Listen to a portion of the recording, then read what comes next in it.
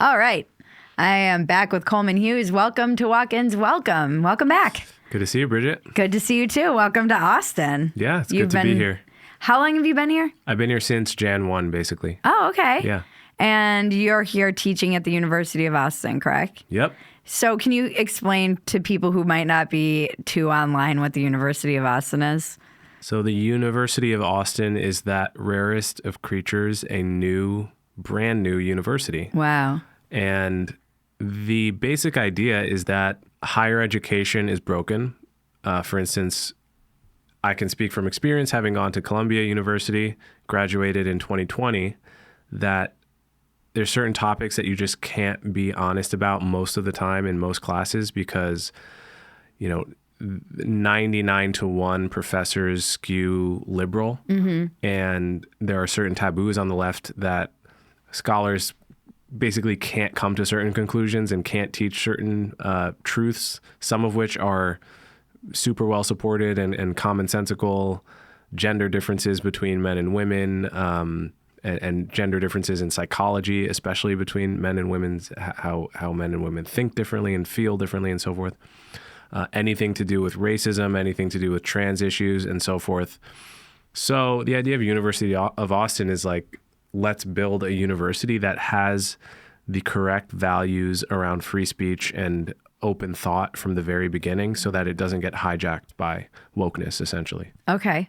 And do you think every university pretty much has been hijacked by wokeness at this point? I don't think every university has been hijacked. I think certainly the very elite schools, the Ivy League schools, have all been hijacked. And I don't mean the physics department or the math department, obviously. I mean the sociology department, the history department, the humanities in general. And to some extent, big state schools have if not been totally hijacked, then they've faced problems of a lesser degree. A few months ago, the New York Times did a big essay on the University of Michigan and how they expanded and they basically increased their DEI department by a factor of like 10, and then every problem DEI is meant to solve got worse instead of getting better. So state schools have experienced a version of it to a much lesser degree. Isn't this DEI in general, though? Haven't they showed that it just seems to be useless everywhere it goes? Yeah, so it depends what you mean by DEI. If I think there is a healthy version of DEI in theory, and that is something like, okay, you're at a company where, you basically every time you have to hire someone, you hire them like from your college fraternity of guys that are just like you and you follow all the same sports you do. So you effortlessly are able to have socializing and conversation with them. And you've just never really considered widening the net in terms of looking for different kinds of candidates. Or when you do get those candidates, you don't make an effort to like go to lunch with everyone on your team roughly equally, as opposed to just the guys that are like you. And that ends up perpetuating inequalities, basically. Right. So there's a version of DEI that's just like, don't do that and like be better than that.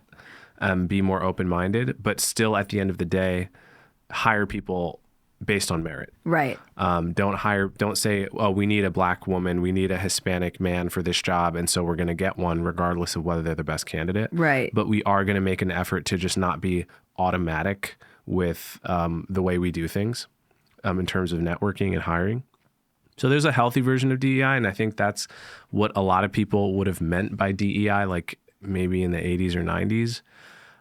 The toxic version of DEI that came to predominate before and definitely after 2020 was like Robin DiAngelo style DEI, where Coca-Cola literally had a meeting with their employees where they basically said they had someone come in and do a presentation about how you should be less white, whatever the hell that means, right? And of course, whatever whiteness means there, it's bad, right? You can get a PhD trying to justify why that's not a racist thing and redefine racism and have all these incredibly complicated, invent these pseudo academic concepts. But at the end of the day, if you're telling someone be less white and whiteness is bad, you're being racist, and they're under no obligation to feel anything but scorn for you.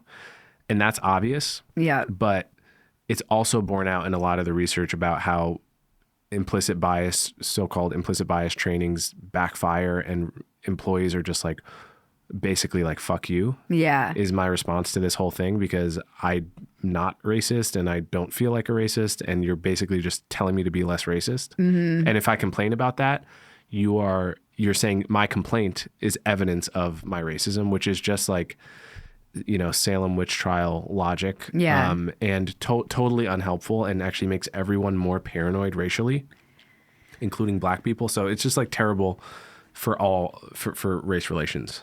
It feels like the Salem witch trial logic is everywhere right now. I see this a lot online too, where it's like, if you disagree, and I'm seeing it even on the right, they're even amongst podcasters, they'll go on and they're like, if you disagree with me, it's proof I'm right, or I'm over the target. Or I saw the funniest meme that was like about, it was actually making fun of centrists.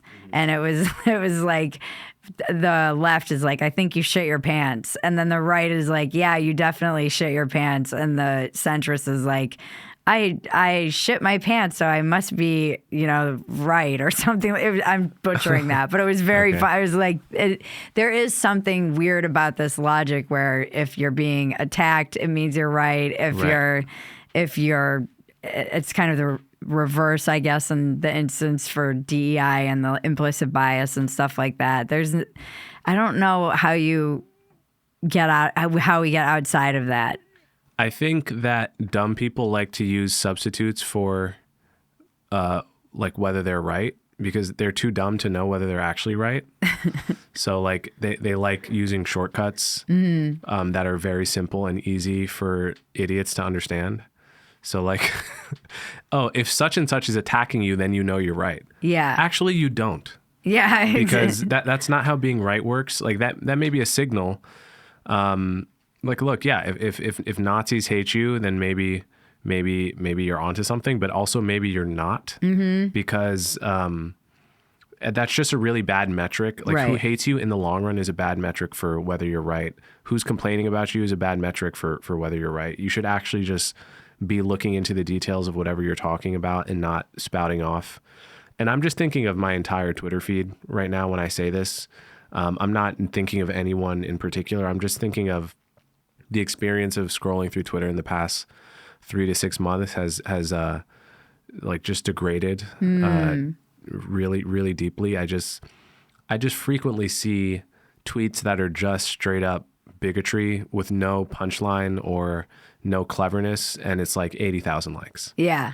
And I wonder, who are these people? And to what extent is it a Twitter is not real life thing? And to what extent is it an actual increase in anti-Semitism, in anti-Black racism, and so forth? So I actually don't know the answer to that. It could just be totally Twitter is not real life, and there's so many bots too. And bots. We're so deeply influenced by these bot farms, probably more than we even know. So it gives us illusion that there's 80,000 of these likes. It's like, how many of those are actually real people? How many are just people trying to create this impression that there's a big race divide, or there's more, and even the anti-Semitism stuff? I'm like, is this real?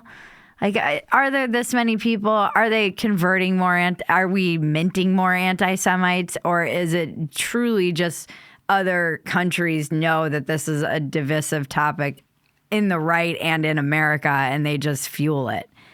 Well, yeah. I mean, Russia has been trying to fuel divides in America for 100 years at least, literally, very, very, very openly. Yeah. But I do think we have enough homegrown kindling to fuel our own fires, and so I don't like when people just blame everything on the bots, or I mean, like the overseas meddling, because we have more than enough homegrown reasons for division. Yeah. Do you like that? What's your experience of the University of Austin been since you've been? What are you teaching there? I'm teaching a course called The Legacy of Slavery. Okay. So the overarching question of the course is, what aspects of American society today are part of the long-term consequences of slavery and what are not. And so each week we basically take a different topic and read two writers on either side of it politically. So, if this week is on the prison system, we'll read an excerpt from The New Jim Crow, Michelle Alexander, who argues mass incarceration is part of the legacy of slavery and racism. And then we'll read John Pfaff, who argues that Michelle Alexander is basically wrong about everything. And then the students can make up their minds about what they think. And my goal is not to tell them what to think, but teach them how to think about how to assess arguments. Right? When someone makes a claim, how do you test whether that claim is right? How do you think about that? And hopefully get their basically give them a set of mental tools to think about these questions and train those tools to become sharper. How many students are there? In the whole class, like 80 or 90, something like that. It's the first class, right? Yeah, it's the first class. That's so cool. So there's only a freshman class right now. Wow. Yeah. That's amazing. So it'll double next year and triple and so forth. Wow. Mm-hmm. And is it going, what are the students like? Are they're they great. They're great. They're bright and they're eager and they're very energized. Obviously, the kind of student that comes to a brand new university that is still establishing its brand and is still in a way it's an experiment. It's an experiment that's working, but it's still an experiment. And so the kind of student that is brave enough to dive into an experiment like that is a little bit different than the typical university student, and they all have their own unique path of how it is that they ended up here. But the result is, as far as a professor classroom experience, has been fantastic. And so you have how many students in a class? I have 9 students. So it's a very small seminar, but there's classes that are, 15, 16, but because it's so small, everything is seminar styles. Okay. Which leads, I think, to better conversations. Wow, that's really cool. And how did they approach you about teaching this, or did you get to kind of come up with the class you wanted to teach? And then how do you go about, did you put this curriculum together on your own? I came down to University of Austin almost a year ago and gave a talk at an event. And I liked the environment so much, and I met everyone, and I with a thing like this from the outside, you don't know if it's if it's super functional or if it's a dumpster fire, right, to use the former name of your podcast. No, or still I still have your it. Other podcast. Yeah, my other podcast. So you don't know if it's a dumpster fire. And then I came and saw it, and I said, wow, okay, they've actually got high quality, high human capital here. This is like a real thing. Mm-hmm. And I thought it was a great, as a way of healing my own college experience, which was so politically unbalanced. I figured I'd love to be part of the solution rather than just continuing to complain about how crazy campuses have gotten. Why don't I actually join the people that are building anew? Mm-hmm. And so I think I first talked to Neil Ferguson, and I don't know if I approached him or he approached me. I don't remember. It just arose. The idea of me teaching arose. And I thought, I'd like to teach a course about the topic of the legacy of slavery. I'd like to teach a course where you could read Thomas Sowell and Shelby Steele and Ta-Nehisi Coates and Nicole Hannah-Jones all in one class. And you would be allowed to agree with or criticize anything. Yeah. With no pressure to agree with the liberal catechism, but also no pressure to agree with the conservative catechism either. So I thought, I took quite a bit of time putting together the specific readings I wanted the students to do, and to basically have half of them fall out of a more liberal worldview and half of them fall out of a more conservative point of view on the same subtopics within racial inequality. Okay. Yeah. Are you dealing with an HMO like I am? It's such a pain in the butt. If I want to get any sort of testing done to ensure I'm making my health a priority, I have to wait weeks for an appointment to see my doctor, then get a referral from her and wait weeks more for an appointment with the specialist I needed to see just to get some lab work. Quest simplifies this process. I can purchase my own lab tests online and test for a multitude of health issues I might be concerned about, then take those results to my doctor better armed with the information I need. At questhealth.com, you can get hundreds of tests across several different categories, from allergies to heart health, hormones, sexual health, women's health tests for egg quantity, perimenopause, menopause, men's health tests for testosterone, prostate, and so much more. These are lab quality tests, the same ones you'd be given at your doctor's office, so prioritize your health and visit questhealth.com today. Use the code WALK-INS to get 25% off and find answers to the multitude of health questions you may have. That's questhealth.com and use the code WALK-INS for 25% off. Do you have your own, I mean, obviously you have your own feelings about that. What do you think in America is the biggest legacy of slavery still? Everything flowing from the legacy of the Civil War is probably the biggest aspect of the legacy of slavery, by which I mean slavery was the main cause of the Civil War. Mm-hmm. If you were taught that it was states' rights, you were taught badly. But that's a whole separate conversation. The legacy of the Civil War and the division it caused that still permeates today, I think, is probably the most tangible part, which is to say, when you had neo-Nazis and white supremacists marching in Charlottesville, what were they marching about? They were marching about whether to take a Confederate statue down. Right. And so these divisions are still very much alive, 160 years later, or however many years. My view is that most of the social and economic problems that get ascribed to slavery are not the result of slavery at this point. I mean, we just read Ta-Nehisi Coates' Case for Reparations in class.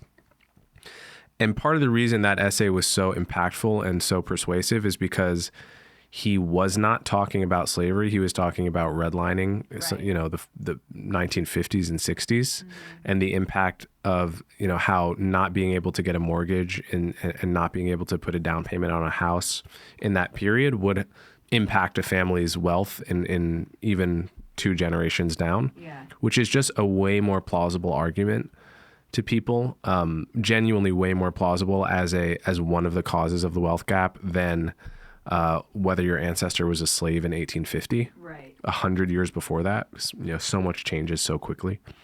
But, so yeah, I think like political division and political psychology is actually the main result of slavery. Not like people say slavery is the reason why America is wealthy. Absolutely not. Mm-hmm. There's a whole laundry list of things that get ascribed to the legacy of slavery where it's really actually difficult to logically connect the dots, especially when you consider how many other places in the world had slavery at some point, which is pretty much almost all of them. Right. So that would be my answer in a nutshell. Interesting. I would have guessed like redlining or something like that, I think, but I don't have the breadth of knowledge you have on that what do you topic. Mean? I would have guessed that it was something like that, like the economic impact of just being left out of markets, being left out of jobs, being left out would have been my guess. But yeah, so in a way, like, I guess that comes redlining was, I don't consider redlining a part of the legacy of slavery, right? Because those kinds of policies might have happened with or without slavery. For instance, the Japanese Americans in like 14 different states, there were laws preventing Japanese Americans from owning property or land until like 1952, the alien land laws. And so those were just, those are part of the ambient level of racial discrimination in the country at the time. Mm-hmm. And you also had a lot of red line neighborhoods. Many red line neighborhoods were also Italian and white ethnic neighborhoods too, which no one ever mentions, because it's a nuance in the narrative that is unwelcome, I think. Does that make sense? Like when I talk about legacy of slavery, I mean like the but-for consequences of the enslavement of African Americans. Mm-hmm, mm-hmm. Like what did that cause that can still be felt today? And as opposed to what gets blamed on that. Right. But it's actually the sources are something else entirely. You're like, it's actually just good old fashioned racism, not Yes, which exists everywhere, and Right. and so for instance, it's just, people don't think logically about this question, which is one reason I wanted to have this class, and I think it's special. It's like people will say, okay, there's racism against black people in America because of slavery. It's like, okay, that seems like it makes sense, right? But just ask a simple question. How does the racism against black people in America compare to the racism against black people in Europe? Mm-hmm. What about in the Middle East? What about in China? And just to compare America to Europe, because there's really, really solid research only in those two places, because those are the only places where people actually care about racism. Right.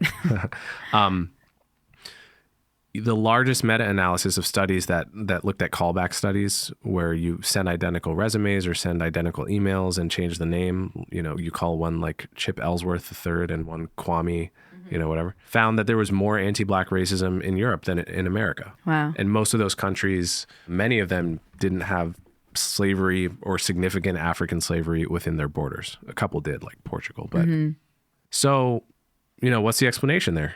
Maybe it has nothing at all to do with slavery, and there's an ambient level of racial discrimination in Western societies that is a problem and can be talked about. But why are we attributing it to slavery? Right.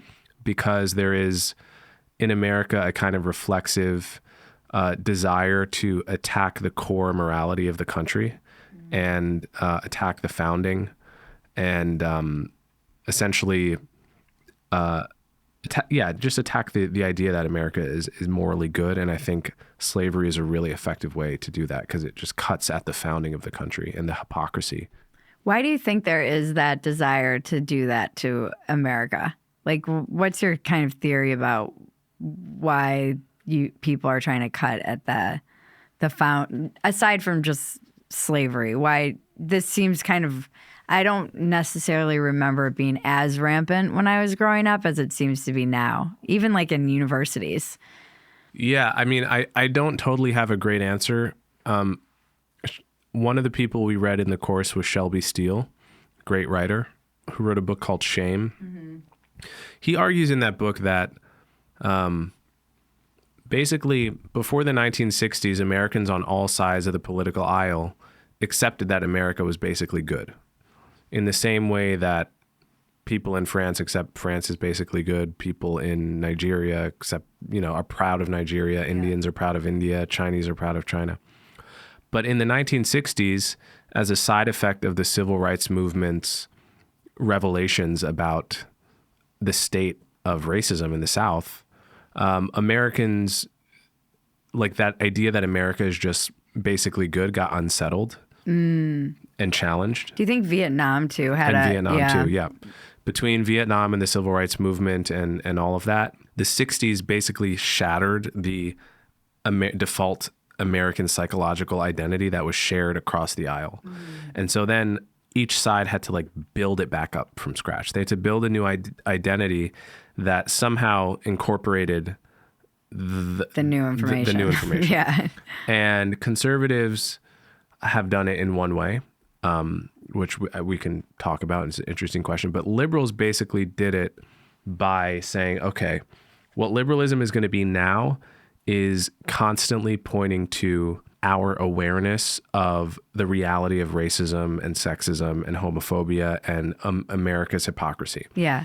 Basically, the way we're going to overcome this trauma to our identity is to constantly... It's like yeah, but it's a self-flagellation, but it's not really, because what you're saying when you say America is like, if I sit here and I tell you America's still racist, America's still sexist, America's still anti-indigenous, what I'm telling you is that I'm one of the good ones who knows that and who is therefore not part of those problems. Right. I am not part of the sexist problem precisely to the extent that I acknowledge the sexism problem is real. Right. Because the problem in the 60s was the head in the sand non-acknowledgement. It was pretending there wasn't racism in the South. And so as long as I acknowledge it and always acknowledge it, I'm actually distancing myself from the guilt. So it's like expressing guilt in the name of actually distancing yourself from that shame. And how has the right done it? I think the right has done it in a large way. Like a lot of Thomas Sowell's work is just pointing out that America's flaws are and were the world's flaws. Mm-hmm. And so we actually aren't uniquely flawed. If you want to talk about global slavery, like the fraction of slaves in the world that were American, between, let's say, 1600 and 1900 is absolutely tiny, probably in the single digit percentages in terms of the slaves in the world. So I think intellectual conservatives have done it by comparing America to a more international standard. Yeah. And finding that while our flaws are basically shared with the rest of the world, our virtues are, if not unique, then way above average. Mm-hmm. Let's put it that way. And I think a certain less intellectual conservatism has just basically stuck to the naive American pride story.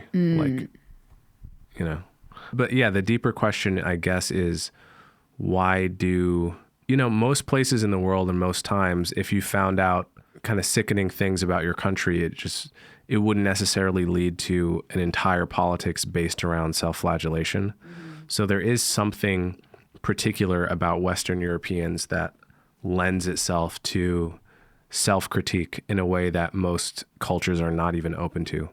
And partly that's a virtue, because America's ability to critique itself is actually one of our deep virtues. But taken too far, it becomes a kind of self-loathing. Yeah. A pathological self-loathing and a kind of reflexive and unthinking love of other cultures just because they're different. It's also so narcissistic. There's something so narcissistic about that kind of self-loathing. Yeah. Where you're just... Everything has to be our fault. Yeah. Right. Everything has to be our fault. Are we actually part of a solution or even focused on a solution? Because it does seem destructive. It seems like, we'll just tear it all down. And a lot of the time that leads to a lot of incoherence and hypocrisy. You see this. I've seen it even just in the past couple of weeks, like the environmentalists kind of torching these Teslas and going after electric vehicles. I'm like, that does something to my brain. I'm like, aren't you supposed to? This seems just objectively bad for the environment to do, to like set these things on fire, but B, aren't you supposed to be like pro this, movement towards? Isn't this the like pro environment movement? But I don't know. Yeah, in theory, it's a pro-environment movement, but it's in reality, it's a lot. It might be more anti-capitalist than it is pro-environment. Well, right? It feels like it just depends on the day. Is it fascism today, or is it the environment, or is it anti-capitalism? What memo went out? Yeah, well, the mindset of activists that like to destroy things, I'm very cynical about that because first of all, people forget that it's like fun to torch shit. Yeah, it's super fun. Or maybe they're so kind of maybe it was never fun for them because it was never their personality. But when you see people torching police cars or torching Teslas, my first explanation of that is, okay, that's a guy that like wanted to torch something and always wants to torch something because it's fun to destroy shit, and now has found a pretext to make that seem moral. Because the human beings, most of us are just deeply moral animals, and so when you tear someone down, you have to find a moral pretext to do it. We want to bully people, but we want to have a reason that flatters us so that we'll never seem like a bully. We want to, this is like, and by the way, everyone on the left should agree with this because this is their correct critique of the cops, is that it attracts a kind of person that just likes beating people up. But he's not going to just do it. He wants to get the badge first, because now he's allowed to beat people up. And in fact, it's his job to beat people up, and he's holding up order, and he's a good man by doing so. But of course, this gratifies a deeper and more animal urge that he has, right? So activists are the same way. Like, they want to set shit on fire. They want to tear shit down. They want to destroy, but they want a moral reason for doing so. So as long as they can convince you that actually we're saving the earth, we've got to burn these cars. Is it fun? Is it a shit ton of fun? Yeah. Am I getting off? Sure. But that's not why I'm doing it. I'm Mother Teresa over here. I'm doing good for the world, right? It's so wild. It's it's funny to be like 5 years out from that summer, the cursed summer of 2020 No, as we approach it. I'm burning a police car. And why am I doing it? I'm doing it to help black people. Oh, cool. Do you know any black people? Yeah, I have a black friend. Does he want you to torch the car? Probably not. He's neutral at best. He probably wants me to not get arrested and go to law school. You know, like those kids that got like kicked out at NYU Law or whatever for torching cop cars. Yeah. And can you also explain the direct link for me to how this helps the average black kid growing up in Brooklyn? Yeah. Torching this cop car? Oh, well, no, not really. I hadn't really thought that far. Had you thought maybe, did you consider maybe that by destroying the police, that crime would rise in those very neighborhoods, and that the person who would suffer would be precisely the black neighborhoods and the non-criminals in black neighborhoods that now have to suffer all the local crime and call 911 and they don't come for 45 minutes? Yeah, that's like... Oh, hadn't thought that far. Yeah. No, you just wanted to fucking burn a cop car. Admit it. Admit it. It's true. That was such a wild... I had a podcast with Coach T, this guy who works with kids in Watts, and he's like very hands-on, and he came on during that summer, and he was talking about how Black Lives Matter is a white cult, and we lost sponsors. Very white kind of... It's like the exact kind of sponsor that like a white person would use, and they were like, no, it was like brand safety or something like that, because we had a black man on our podcast with an opinion that didn't like align with the Black Lives Matter narrative. It was so bananas. I'm like, this is exactly what is happening right now. Like, it's like, have you talked to any black people about how they feel about this, or are you just assuming burning this car is what they would want? And to be fair, there was a lot of black participants in that, so I think it's more comfortable and humorous to make fun of the white people that participated, but also a lot of black people participated in that too. But it was still the activist fringe of the community, not like the typical middle class black person. Yeah, no, my husband and I watched hours of this when it was just being broadcast live in Los Angeles on local news, which was doing an amazing job covering it all over the city. And almost we still talk about it. There was like a little white Antifa kid dressed all in black who had these tools. And when they were covering Santa Monica, he would go and he would like, we saw this all live, just him run up to the door, break the glass. And then it was like black teenagers, basically. They were just like teens looting. Yeah. And they were pretty organized. Stealing a television for justice. Yeah. And shoes, lots of shoes. Yeah. REI.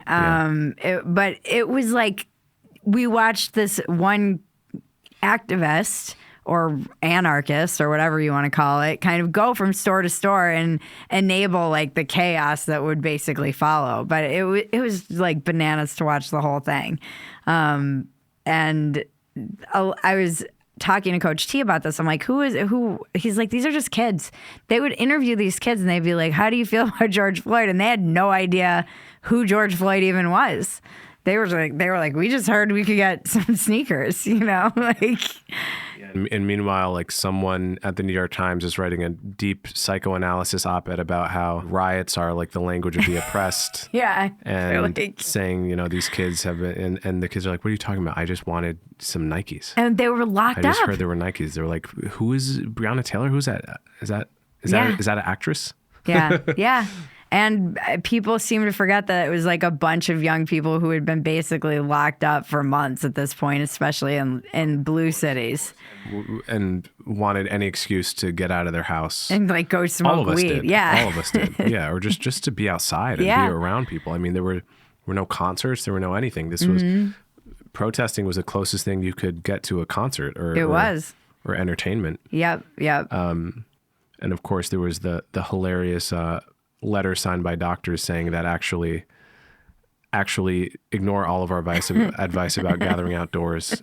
The virus doesn't care as long as you're protesting for racial justice. Yeah, the damage the long-term damage that's been done to that it's probably going to take generations to undo, just in terms of how institutional trust just, I think, collapsed at that moment. And even recently, did you see the New York Times op-ed that was out, I think, a couple days ago about how they were like, well, we got some things wrong, and it did look like a lab leak, and people were censored, and whoops. Like, people weren't just censored. They lost their jobs. They were kicked off YouTube if people didn't get the vaccine. I guess there's like lawsuits still in San Francisco to try and get, they're all getting back pay. So was this op-ed, was it about lab leak specifically or about COVID in general? It was about the lab leak because I think there was a lot of reporting coming out in the past week or from Europe or somewhere saying, looks like it was a lab leak. And then it was more just about like what we've learned in the 5 years and how we got a lot wrong. And I see. So yeah, well, to my memory was that lab leak was taboo for a long time, and you would get like misinformation labels and stuff. I didn't hear so much of people getting kicked off. Some people got demonetized. Did they? Yeah. That sounds right. Right. Which you might as well. But it was like also, it was sort of obviously true right from the beginning, at least. Not from the beginning, rather, but like definitely from the time that Matt Ridley and Alina Chan published their book Viral, which I read some months after it came out. The circumstantial evidence was so incredibly on the side of lab leak from the start, and that's when Jon Stewart made his hilarious appearance on Colbert, and that I think that helped open it up because he made liberals laugh at their own ridiculousness by he did with comedy what is difficult to do with argument, which is and you see this I'm sure all the time in comedy clubs. The magic of comedy is that it goes right around all of the psychological blocks that are usually up. Yeah. Usually someone, a feminist walking around has a certain block that she's not going to laugh at a joke that's anti-feminist, or rather she's not going to accept an argument that's anti-feminist, right? But if you make it a joke and it's a good joke, she will find her diaphragm moving up and down involuntarily, right? She will be at a Bill Burr show cracking up, having no idea why she's laughing at this guy that's so clearly a quote unquote misogynist. Right. But if it's a funny joke, it's a funny joke. And black people will laugh at jokes that if they heard the same point made soberly, would be super offended at. Yeah. And white conservatives will laugh at jokes at their expense in a way that they would find totally condescending if it actually was said seriously or so that's the magic of comedy. Yeah. And that's why comedy is very important. A culture that loses the ability to, in a way, error correct, because comedy can help people error correct. It's like it's some kind of magic power in a way. It's like a mode we have where we can realize things about ourselves that we can't in a serious conversation or from the news or from an op-ed page or from an unfunny podcast. So yeah, it seems like a healthier way to self-critique too. There's something very funny about self-deprecating humor and turning that self-loathing into self-deprecation. Yeah. As opposed to burning it all down and being like, oh, this is a failed experiment, let's end it. The American experiment. And I'm glad that comedy, I feel like sometimes it's taken on an or maybe specific comedians end up taking on outsized roles because of the weird dynamic at play right now, because we're also just idiots. You know, I'm it's like I'll see people talking, I'm like, we're not the people who should be. I don't necessarily think, I think comedians' jobs is to make jokes and probably offend people and say dumb. You know, I used to say, like, die on the hill of being hyperbolic. Don't try and get in the weeds about whatever you're being hyperbolic about, because it's not that they're not smart. It's just not our role, really. Yeah. And now it seems like they've taken, you know, I'm not one of those people that's like, we are these like truth tellers. I'm like, we're also idiots who stumble into truth because we're looking for the things that are uncomfortable and looking for those blocks you might have. And you're going to hit that block many times before you figure out how to go around it as a comedian. Yeah. Which is what people don't see when people that you love are walking people out of rooms until they find the way to perfect that joke. Mm-hmm. And it's why I think, too, like, no phones has been good in this weird, you know, cancel time, because it takes some minutes sometimes to get that right. But again, I don't know. I feel like because comedians had to like hold the line a little bit in the last 5 to 10 years, now they're like almost, it's like too, I don't know. Yeah, do you know what I'm saying? Like, there's absolutely. They're like, it's like I know I'm out of my depth like 90% of the time. And this is a weird thing about having audiences now, is that you can have a massive audience and it will convince you that you're smart. Yeah. And this is just all across the board. Right. I know a lot of very smart people who don't have huge audiences. Yeah. And dumb people too. But I think I thought of a kind of weird analogy, but I think it makes sense. The experience of having an epiphany, like when you realize something that seems very profound, is one that it's a very distinct feeling if you've had it. It's a great feeling. It comes all too rarely, I think, for most people. But if you take mushrooms, you will just, whatever that button is in your brain, it's like being pressed every 5 seconds. Yeah. And some of those epiphanies are real and some of those epiphanies are not real. Yeah. And whatever laughter is, like this thing we do, if aliens were to come from Mars and study us, they would say a few times a day, these creatures break out into this kind of painful looking gyration. And we're trying to come up with what it means. When do they do it? And why do they do it? Like they would study laughter, they would study orgasms, they would study, I think, you know, urinating and pooping. They would come to understand that mechanically very quickly. Yeah. But laughter would be a tough one. Yeah. Say, okay, what is this? What is it? And sometimes they just like, someone farts and they laugh. Yeah. What is the meaning of that? I don't know what the meaning of that is. Other times someone makes a really interesting logical observation or gets you to think about this in a new way or compares two things that have never been compared. Mm-hmm. And then everyone does the same thing as when a guy farts. Yeah. So what does a fart have in common with like a really interesting observational joke? Yeah. And what does that have in common with like a Dave Attell absurdist joke? Yeah. I don't know, but they have something in common, clearly. Something very hard to describe, hard to put into words, something very abstract. But they have something in common. And when comics get really good at hitting that button in our brains, it's a little bit like shrooms in that sometimes they're hitting on something that is like, oh my God, that's so true. And I've never thought about that. And that's so subversive and it's so witty and it's actually important. Yeah. What that comic just said is not only funny, but important. Mm-hmm. But other times they're just fucking hitting that button. Yeah. And they're saying like their underlying point doesn't make any sense and is like actually not worth thinking about, but it's just funny. And it's okay that it's just funny. Yeah.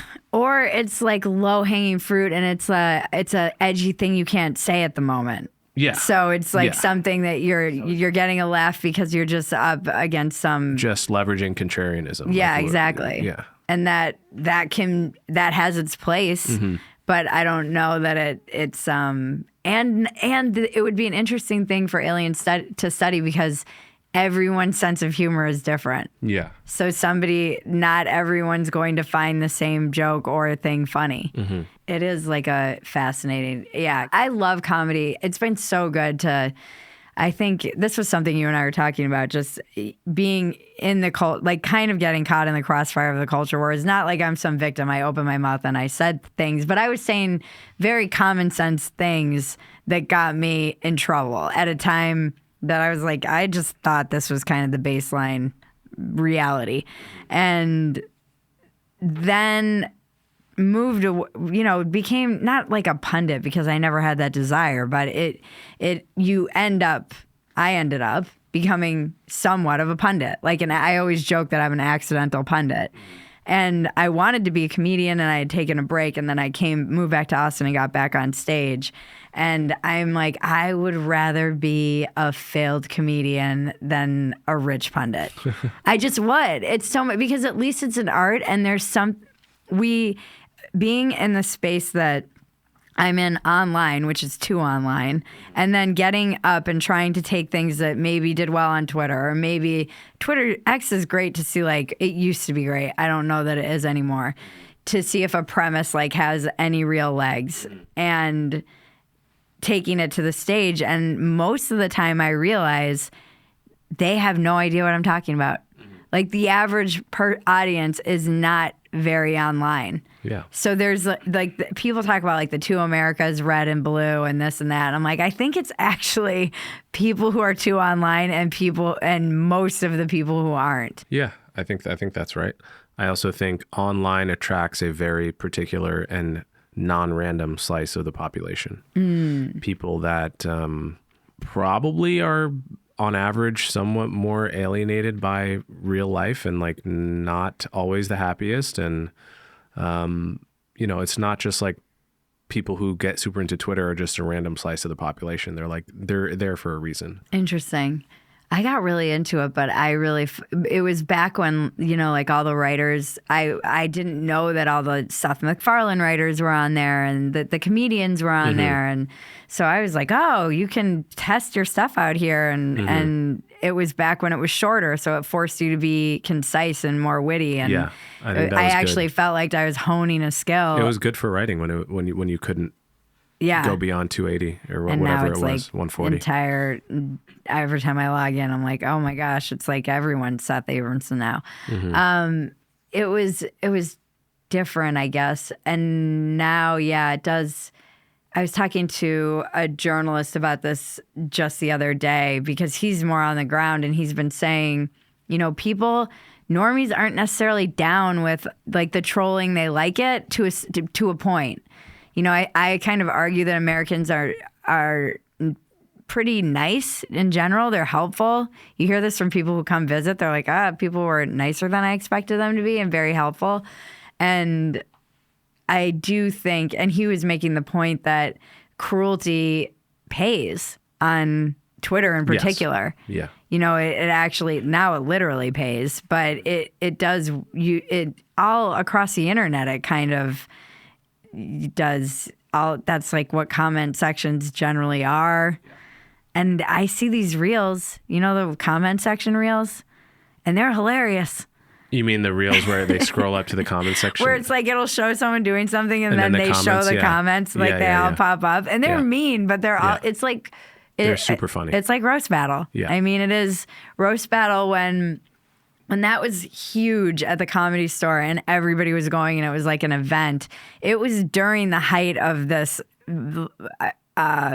extremely self-censorious time in 2016, 2017, 2018.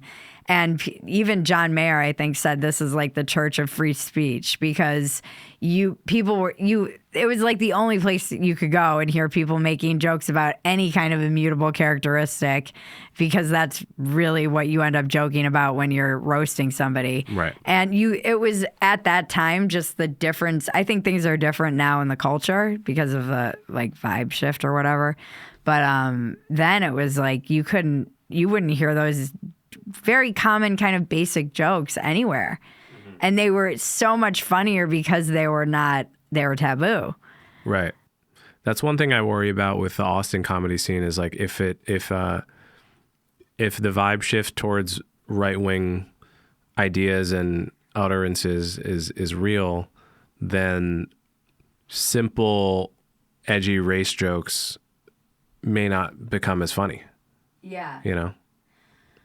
Or they may still be funny in New York, but less funny in Austin. Right, because it's like now they're the mainstream. Right. Yeah. I mean, this is something I wonder about too, because now I'm not sure. It's funny. You're like, you don't really ever know someone's peaked until they're on the other side of it. And so that kind of mean comedy was ascendant because we were in this weird time where you couldn't say, it was like hyper.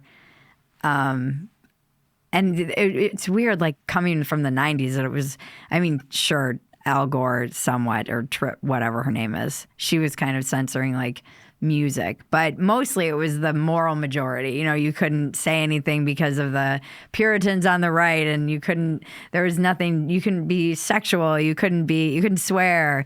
And now it seems like it flipped, which is very disorienting.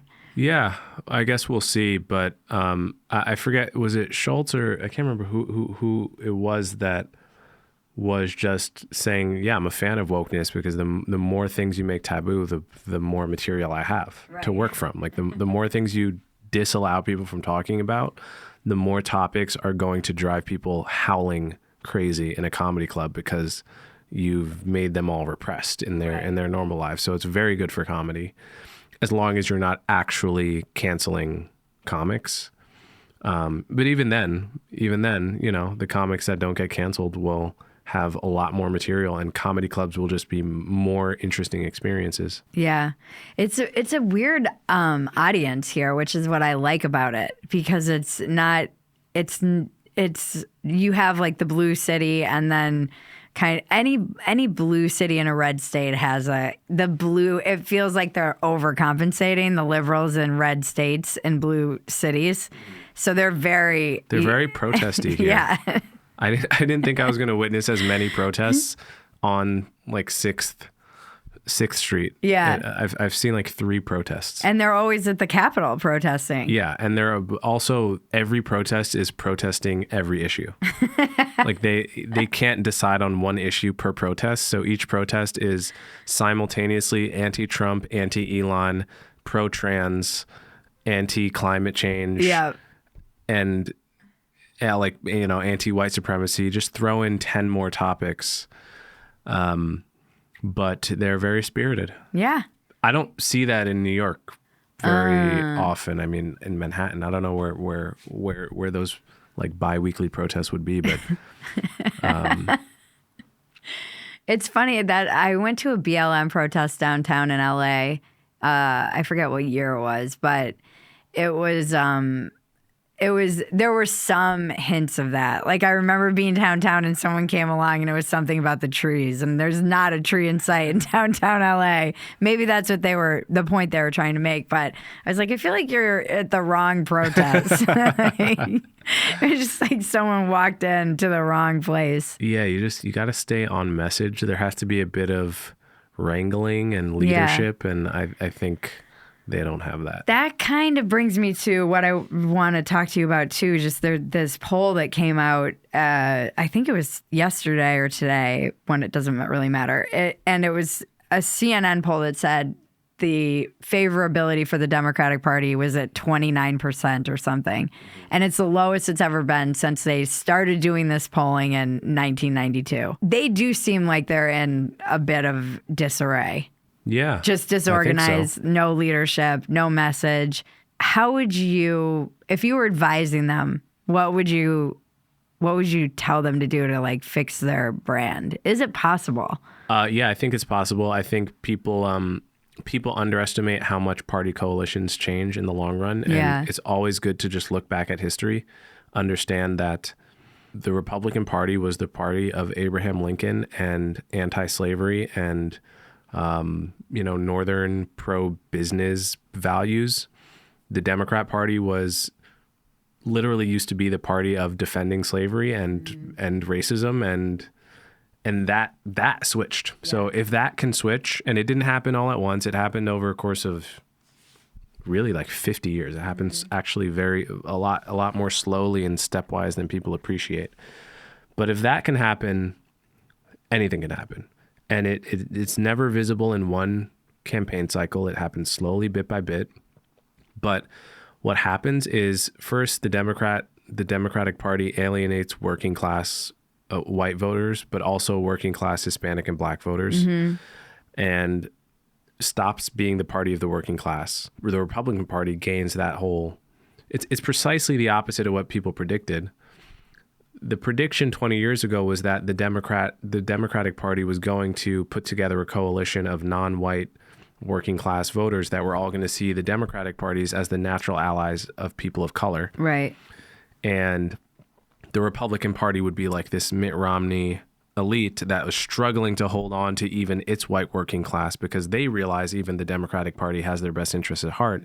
Instead, completely the opposite happened. The Democratic Party became a party recognizable to college-educated voters, period. Right. If you're college-educated, you're probably a Democrat. That, like, statistically, that's one of the best predictors.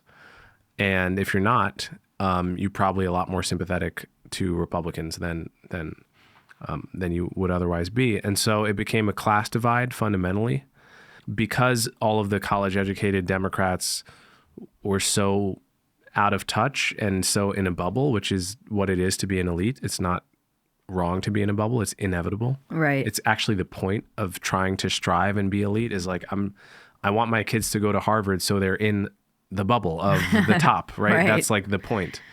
But the side effect of that is you become so crazily out of touch with the median person. So before you know it, you're like calling people Latinx and no Hispanic person has ever heard of that word actually. And you're drinking the Kool-Aid and it all makes sense because everyone you know is drinking the same Kool-Aid. And you don't realize how much of an oddball you have become in the service of causes that you're not even advancing. So that happened. And so how do the Democrats recover from that? It's really tough. I mean, I think Gavin Newsom is trying to do it by this new podcast he has. Have you seen that? We covered it on Dumpster Fire. Yeah. Cool. I mean, I think what was your impression? I was just like, don't underestimate this guy. You know, Lulu, she's a PR woman. She was saying, she has this great term that she was talking about on Twitter or X or whatever. And she was saying that she was mocking it at first. And then she saw a couple episodes and was like, oh, I had no idea how good this guy is at being at political survival, and how he's now using this podcast to, her term is whitewash all of his bad policies. So he gets on, Charlie Kirk jokes with him, says, ha ha ha, you were at the French Laundry. And he's like, my biggest bonehead move, laughs it off, takes responsibility, moves on. And just like that, you know. So who does this play well to? The moderates, I would guess, you know, maybe some of the people that he lost. I think there were a lot of, I would be included in that, people who are more, I voted against what I saw was just their insanity. And I was like, they need to be sent a message. The left needs a message.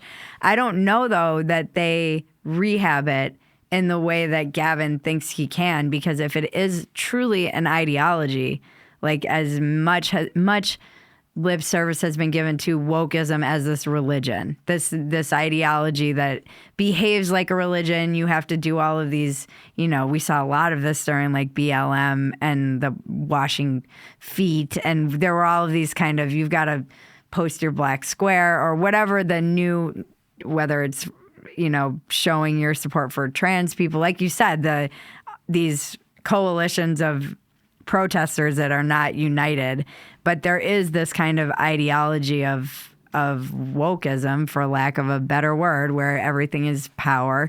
How do you, I don't think you can just like make that go away.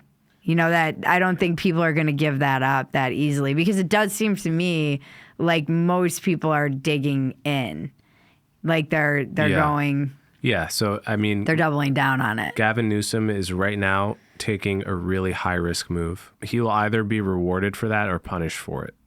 I think time will tell. I think it's too early for me to predict what will happen there. Well, because it depends on how the next 4 years go, too. Yeah. So if it goes poorly, then... I commend politicians for taking risks like that. Yeah. The problem for him is that everything I know about Democratic voters suggests to me that they will deeply punish him in every way possible for glad-handing Charlie Kirk and Steve Bannon. He wins over the moderate, but does he get the nomination in 2028?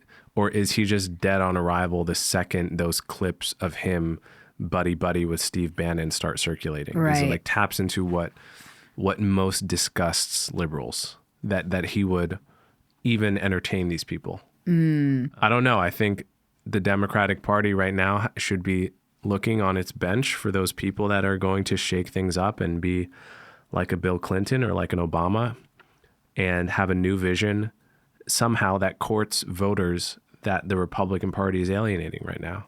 They should look at who in the Republican Party is being alienated right now by this triumphal moment on the right, and they should ask themselves, how do we court those people? That's the question. Instead of trying to get back the people they've lost, which I feel like doesn't work, they should try to go around the other side and say who is the right alienating. Who do you think they are alienating? I don't know. That's a good question. I mean, I don't know. I mean, between Doge and it's possible, like you say, that they're alienating people that aren't online and don't like the trolling and don't like Elon.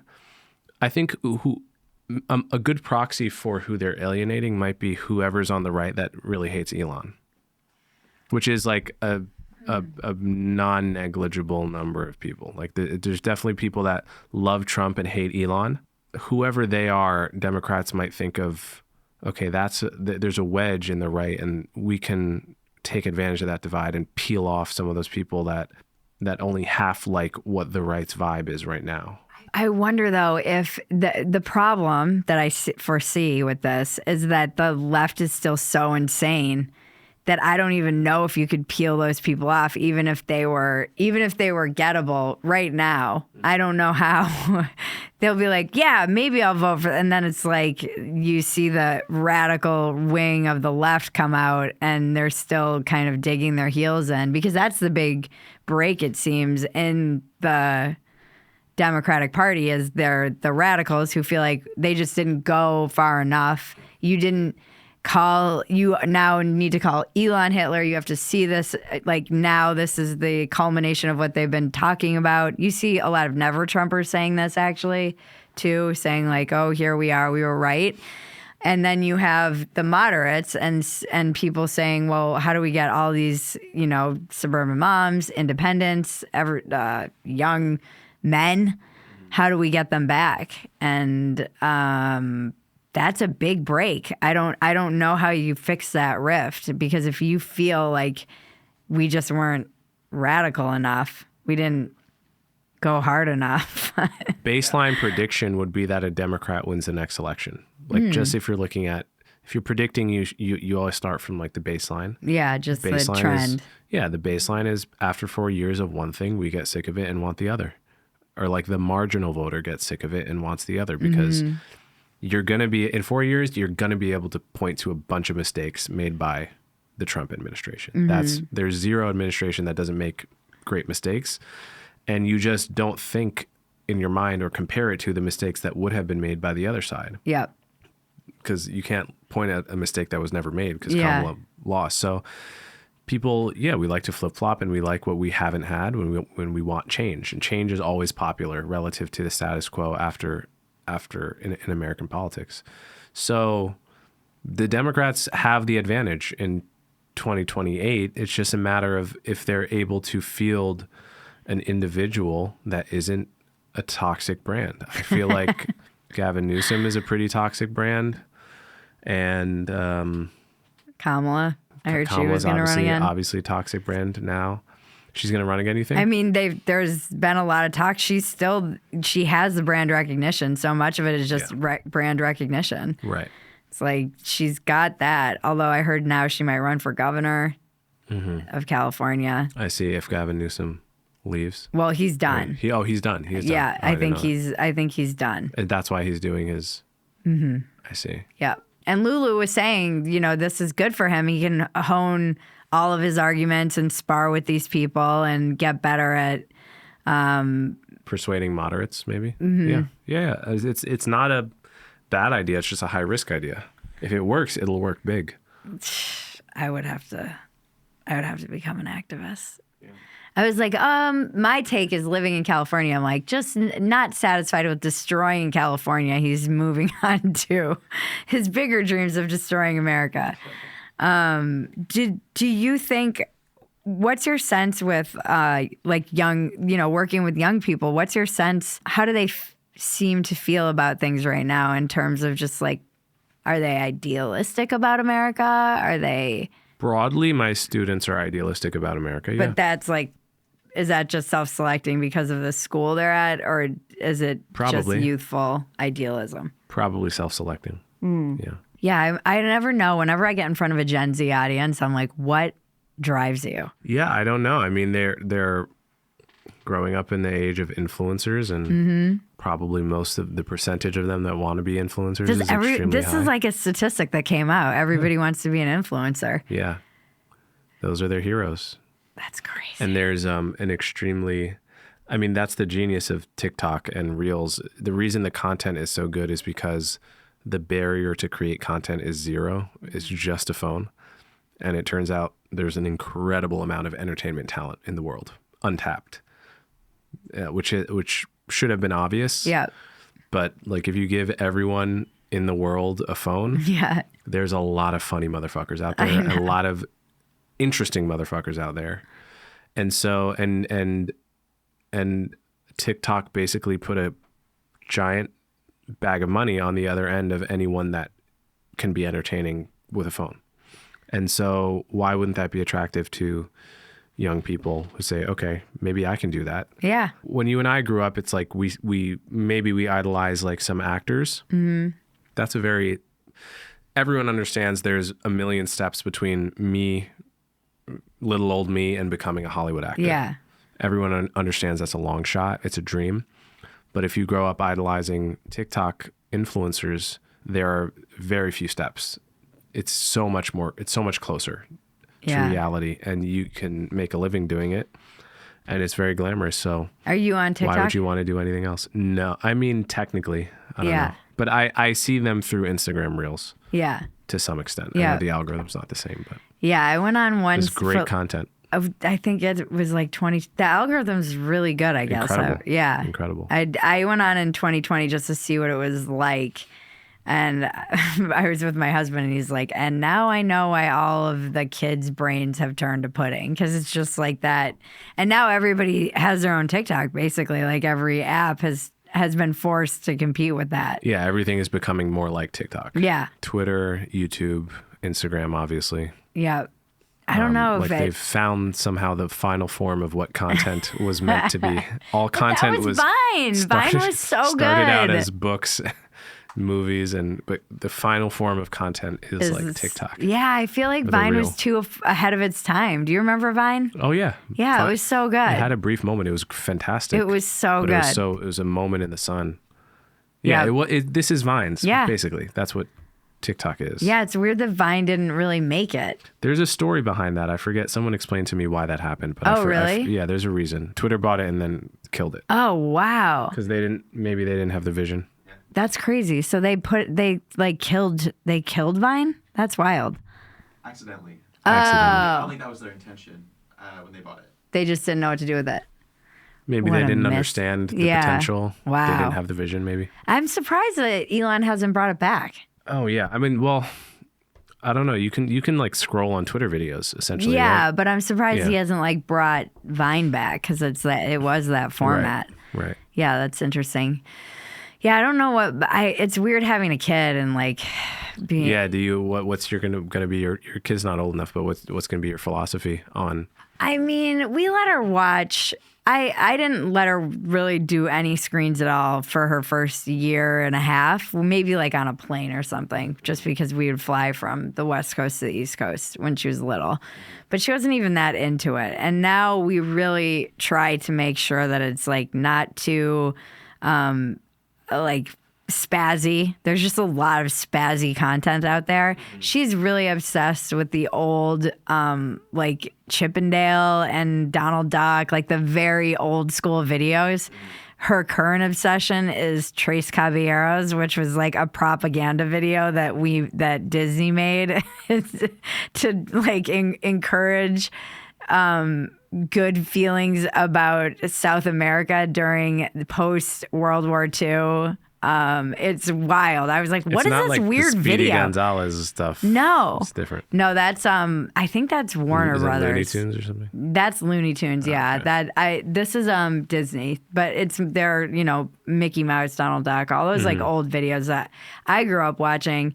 Which it's fun to see them because they don't have a message. She likes Bluey. All the kids love Bluey. What's Bluey? Bluey is, although I don't know that we're going to let her watch Bluey anymore. It seems there's some that are so brilliant, but she'll be like, the other day she's like, I'm bored. I was like, where did you even, my husband and I are spazzes, so we're not bored people.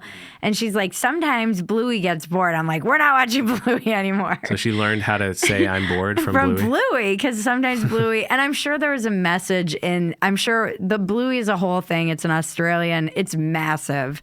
It's an Australian cartoon about a blue dog and their family, and it's very cute. Like there's a Sleepy Time episode that is a work of art. It is. I don't know what Sleepy Time is. Sleepy Time is the name of the episode, and it is like parents know it. It will move you to tears as a parent, and it's just brilliant and beautiful. And there are episodes that are truly inspired. Disney, I think, bought it, and now they're doing a movie, and I'm sure they're going to destroy it.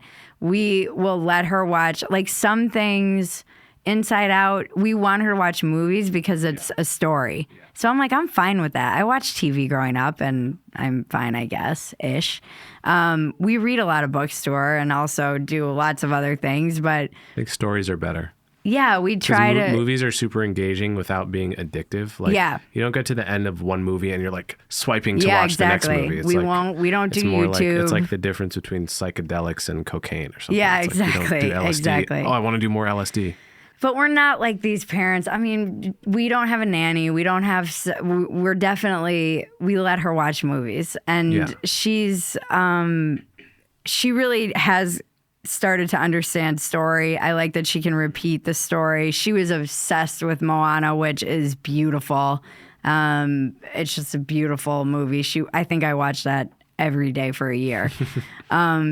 But we also try to do we do the best we can. We're like I'm a very basic middle class kind of family with not tons of resources. So there are times where I'm cooking dinner and I'm like, go play by yourself. And if she's can't, I'm like, here, go do what my mom did. That's the babysitter. Yeah, a little bit. She's really good. She's an only child, so she's good about playing alone. And she's just very curious. And so I don't know that we'll give her a phone though. But I mean, my biggest concern, my primary concern right now is I hated homework growing up. Because I'm like, why do you need me to do this if I can ace the test? Mm-hmm. Isn't the whole point of homework to learn the subject matter so you can do well on the test? If you don't need to do all that busy work and I can read what I need to read and still go do well on the test, why do I need to do this? And I would be punished in school for not doing homework even if I got A's on every single test.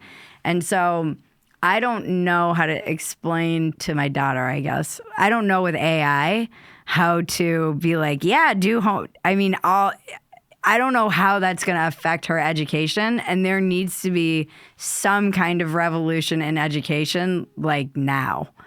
I mean, what do you do with your students? Oh, well. Do you have like AI tracking? Do you have to become like a cop?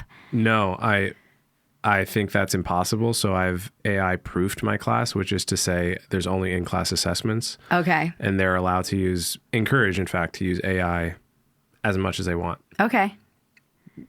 As I do. I use AI as much as I want. It helps me learn. Yeah. But you're going to be quizzed and, write an essay in class with a pencil, Okay. or a pen.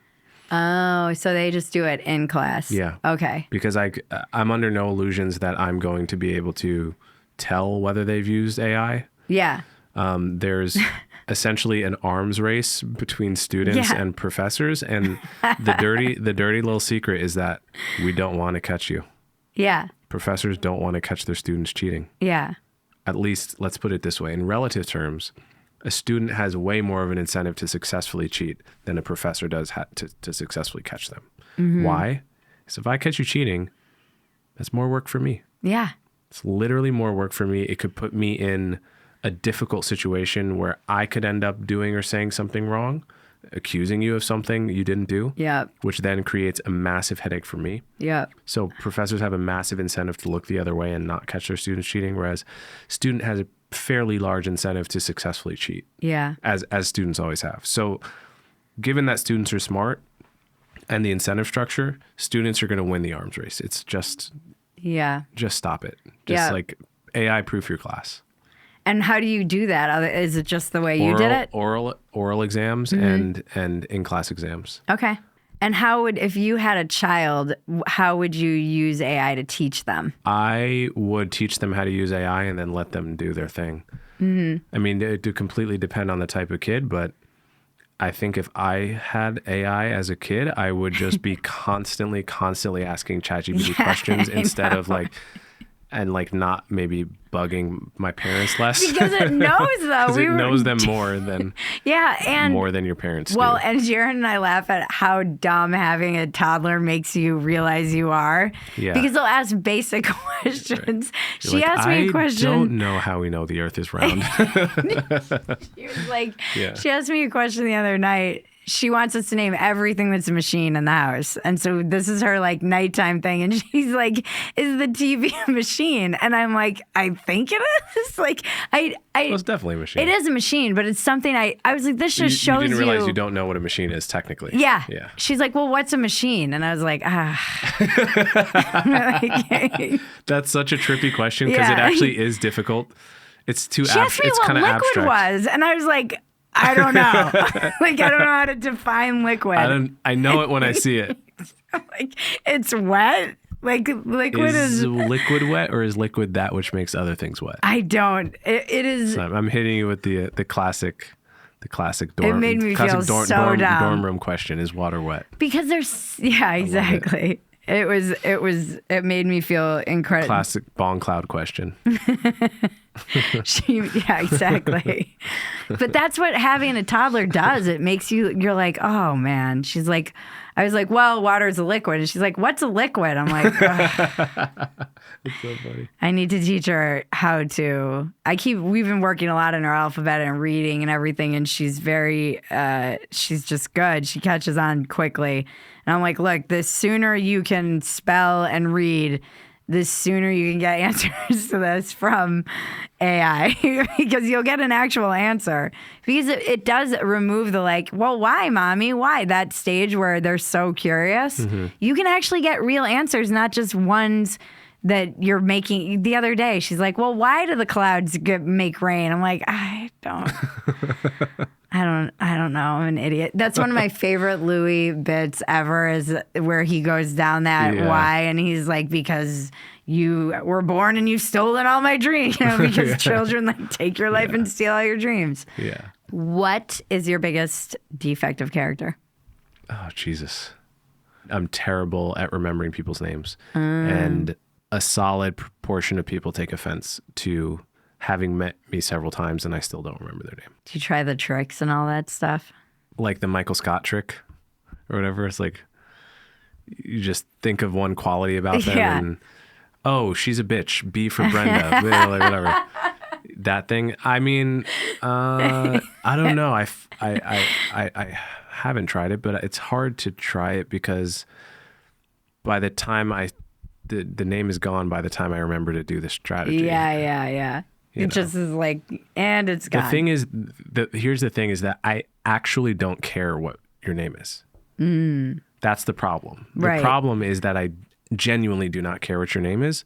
I care who you are. Right. So I will remember facts about someone. I will remember, to me, a name is just a placeholder. It's just like, This is the excuse I'm going to use. no, it's I'm not defending this, but this is in fact how my brain works, is that I don't care that your name is Bridget. Yeah. I care all the things I know about you. I know a lot of facts about you. I will never forget you. And when I met you the first time in New York, I knew a ton of facts about you. And you're the woman that you have this podcast, you have this backstory. I remember you recovered from this and and you're a comic and you're a former. All of that is like permanent. Yeah. Lead latch to your face. Don't care about your name. I've- You didn't even choose it. So Yeah. so that's how, if I cared about names more, I'd remember names more. Yeah. That's the truth, actually. I think I have a similar Maybe that problem. makes me a bad person. I don't think it does. That's not the worst quality about me. That's the worst quality about me, I would say, on a podcast. Yeah. What's your biggest asset? I don't know. I think probably the ability to stay calm in the face of all kinds of arguments and social situations, and the ability to be on TV and argue with people that are losing their mind and just remain calm. Oh yeah, because since the last time we talked, you're a CNN contributor. Yeah. Yeah. Has that been a good learning experience for you? Yeah, in some ways. What's the biggest lesson you've taken from it? A lot of people who are on TV are just there to be on TV, and it attracts a certain type. Also, when you're on TV, you have to get to your point within the first sentence and a half. It's like TikTok. Yeah. You should start a TikTok. Well, where can we find you? Do you have any? Are you working on another book? Possibly. Okay. We'll see. Early stages. Okay. Yeah. Do you like writing books? Some parts of it. I prefer writing like a long essay. Yeah, that's how I feel. That's why I'm not writing Book's a bit much. Yeah, it feels like a lot of work for. And nowadays it feels even more like a very long-winded business card. You know, it's like you get to be like, I wrote a book, but that's kind of the only reason you do it is to be like, I wrote a book, which I've seen a lot of people around me write books. I think and it's go the wrong crazy. reason to do it. Yeah. I think that is the effect of it. Once you have written a book, it functions like a way more effective business card. Yeah. But if you go into writing a book with that goal, you won't finish it probably because it's just way too hard to delay gratification to that degree. Yeah. You should go into a book because you have a million questions about a topic and you want to learn about them. Yeah. Yeah. Because that's the only way it'll sustain you through Nonfiction. Yeah. Yeah, through nonfiction. Yeah. Yep. Cool. Where can we find you? On Twitter at ColdXMan. My Substack is called Coleman's Corner. My podcast is Conversations with Coleman. Nice. Thank you so much. It's Thanks, always Bridget. good. Talk to you. The check-in with Bridget and Cousin Maggie can now be found at Phetasy.com. It's been titled Another Round with Bridget Phetasy, and it's now in video. This has been Walk-Ins Welcome with Bridget Phetasy. I'm Bridget Phetasy, and you're welcome. It's the dumbest line.